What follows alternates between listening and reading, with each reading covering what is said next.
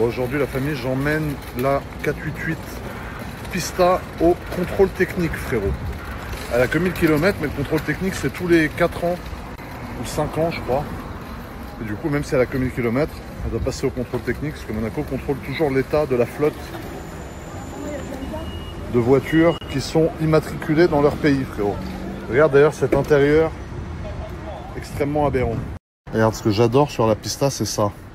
Le panneau de porte tout en carbone et la petite lanière. Et l'intérieur marron, ça me fait kiffer, frérot.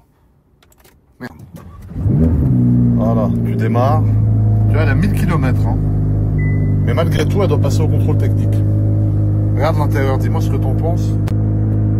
Moi, je kiffe le marron comme ça dedans, je trouve ça sublimissime. Les jeunes bouchons monégasques, le retour, frérot. Nous sommes avenue d'Ostende et l'avenue d'Ostende est très souvent bloquée. C'est pas grave, frère, j'adore les bandes jaunes, on les voit dépasser là. Oh là là, quel film de baloche de merde!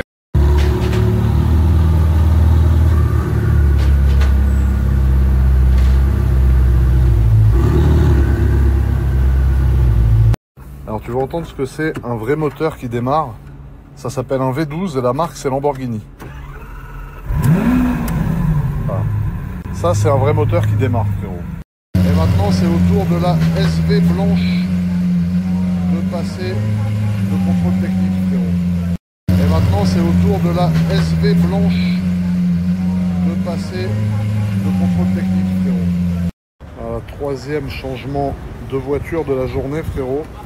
Là aujourd'hui je suis en mode GTA. Hein. Regarde-moi cet intérieur comme il pique les yeux. Ah là la famille, petit tour en RS6 ABT. ABT pour bien évidemment aberrante. Regardez-moi la chance qu'on a d'avoir des paysages aussi beaux sur la côte d'Usure. C'est magnifique. Nous sommes dans les hauteurs monégasques, sur les hauteurs monégasques. Je sais pas comment on peut dire ça. Mais en tout cas voilà, regardez-moi ce paysage tout simplement paradisiaque, regarde. La mer à perte de vue, frérot. Aberrant. Aberrant moyen de se garer comme un Parisien, frérot. Merde. Vas-y, frérot, verse-nous ce petit sirop d'érable. C'est vrai que c'est l'heure du petit-déj, là. Il fait couler entre les deux. C'est trop beau.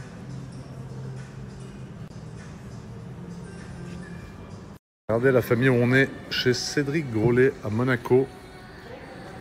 Tout le patio de l'hôtel de Paris, c'est Cédric Grolet Monaco. On va vous montrer un peu là-dedans, mais regardez déjà la décoration exceptionnelle. Alors regardez ici, on a les trompe-l'œil citron, pêche plate. Ça c'est la tarte vanille, ça c'est ma préférée, frérot. Fraise, mangue, cacahuètes.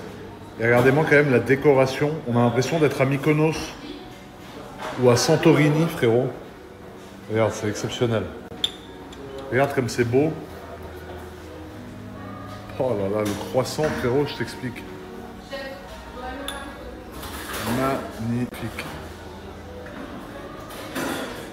Et regarde ici, tu as la salle. C'est tout simplement magnifique. Alors là, c'est pas encore ouvert. J'ai eu la chance de pouvoir visiter avant que ça ouvre. Regardez-moi ça.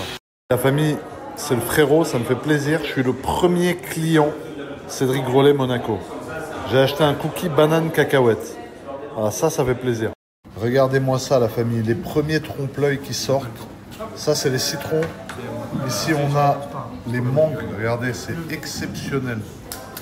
Oh là là là là là là là là. Quel kiff, putain. Qu'est-ce qu'il y a, frangine? Merde. Mais je suis gentil, ouais. Je suis moche, mais je suis gentil, putain.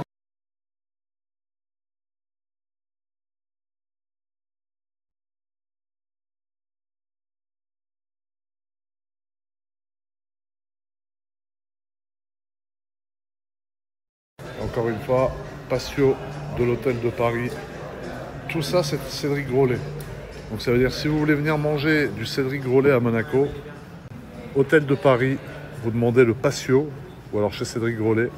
Et tout ça, c'est des tables sur lesquelles vous pourrez déguster du Cédric Grolet à Monaco. Voilà.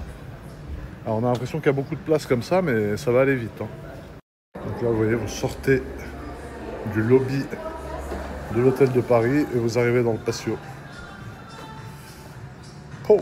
Regardez le packaging, les amis. Cédric Grolet Monte Carlo, hôtel de Paris. Bim, vous ouvrez les 4 trompe-l'œil. Le citron, la mangue, la fraise et la pêche. exceptionnel. Tu vois, quand je dis premier client, c'est pas juste pour dire premier client. Ah, ça me fait plaisir de soutenir un ami qui réussit, qui mérite sa réussite, en étant le premier à faire une carte dans son business. Parce que même si souvent, en tant qu'ami, il m'invite, bah, tu vois, il y a des moments, c'est important de montrer que tu es là. C'est une carte à 20 balles, il s'en fout. Il m'a rien demandé. Mais moi, ça me fait du bien de savoir que j'ai fait ça, tu vois.